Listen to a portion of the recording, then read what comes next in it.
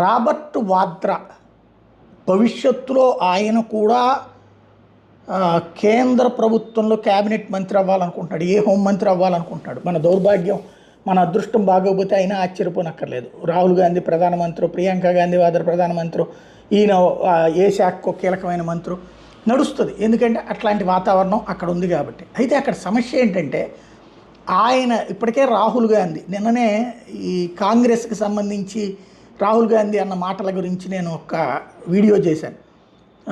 ఇది ఈ దేశానికి సంబంధించిన ద్రోహం ఎవరు చేశారు, మీ తాతయ్య కాదా అన్నటువంటి విషయాన్ని. దాని మీద కొంతమంది కాంగ్రెస్ పార్టీకి సంబంధించినటువంటి వాళ్ళు సోషల్ మీడియాలో ట్రోల్ చేస్తున్నారు, దుర్మార్గంగా మాట్లాడారు. ఇప్పటికీ నేను అదే మాట కట్టుబడి ఉన్నా. భారతదేశానికి స్వతంత్రం కాంగ్రెస్ పార్టీ వల్ల వచ్చిందనేటటువంటి భ్రమలో మీరు బతుకుతుంటే నేను ఎందుకు బతకాలా?